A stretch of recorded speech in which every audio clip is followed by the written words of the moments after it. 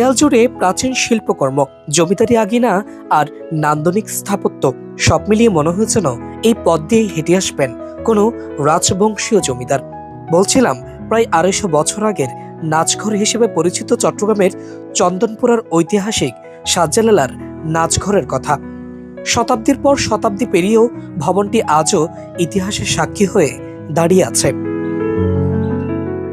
সুরের মূর্ছনা, ঘুঙুরের ঝংকার, জমিদারি রেওয়াজার বাইজিদের নৃত্যের স্মৃতি যেন এখনো ভবনটির দেয়াল জুড়ে অনুভব করা যায়। লোকমুখে প্রচলিত একসময় এখানে নিয়মিত বসত বাইজিদের নৃত্য ও সঙ্গীতানুষ্ঠান। আভিজাত শ্রেণীর মানুষের মিলনমেলায় রাতভর মুখর থাকত এই প্রাঙ্গণ। ঘুঙুরের শব্দে জমে উঠত রঙিন মজলিস। এই যে আমাদের পিছনে যে বিল্ডিংটা আপনারা দেখতে পাচ্ছেন, এটা অনেক পুরনো একটা বিল্ডিং, প্রায় 1800 সালের দিকের 1800 শতকের সালের দিকের একটা বিল্ডিং। এটা হচ্ছে ব্রিটিশ আমলের একটা বিল্ডিং। এটা যারা জমিদার ছিল ওরা এখানে থাকতো, ওদের কার্যক্রম পরিচালনা করতো এরকম ঐতিহ্য, ওইগুলো যেগুলো প্রত্নতত্ন যেগুলো আছে, এগুলো আমাদের পরবর্তী প্রজন্মের জন্য অবশ্যই সংরক্ষণ রাখা উচিত, যেন তারা জানতে পারে তাদের এখানে আমাদের চিটাগাংয়ের ইতিহাসটা তাদের জানা উচিত, এখানে কি ছিল কি না ছিল, যেন পরবর্তী প্রজন্ম যেন তারা যেন এই ঐতিহ্যটাকে রক্ষা করতে পারে, আমাদের ধরে রাখতে পারে। পাশেই রয়েছে শান বাঁধানো সুবিশাল পুকুর ঘাট।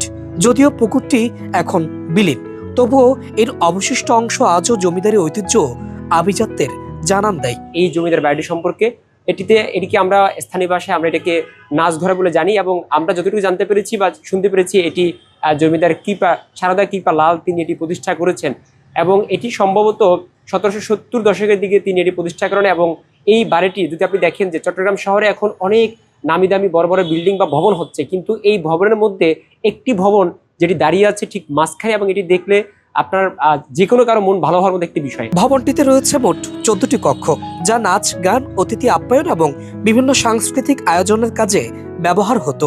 ছিল আলাদা সাজসজ্জার কক্ষ, অতিথি অভ্যর্থনা কক্ষ এবং সঙ্গীত চর্চার জন্য বিস্তৃত হলঘর। তবে এই সময়ের পরিক্রমায় ভবনটির সেই জৌলুস অনেকটাই ম্লান হয়ে গেছে।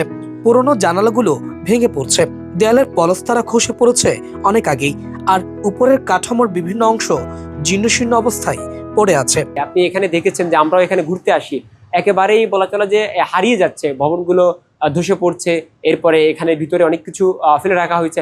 ভবনটি বর্তমানে ফায়ার সার্ভিসের জাদুঘর হিসেবে সংরক্ষণের উদ্যোগ রয়েছে। নগরীর ব্যস্ততার মাঝেও এটি আজও বহন করে চলেছে অতীতের আভিজাত্য ও ঐতিহ্যের গৌরবগাথা। ইতিহাস সংশ্লিষ্টদের মতে দ্রুত সংরক্ষণের ব্যবস্থা না হলে একসময় এই ঐতিহাসিক স্থাপনাটিও হারিয়ে যাওয়ার ঝুঁকিতে পড়তে পারে। সাজ্জাদ হুসাইন, বাংলা নিউজ 24, চট্টগ্রাম।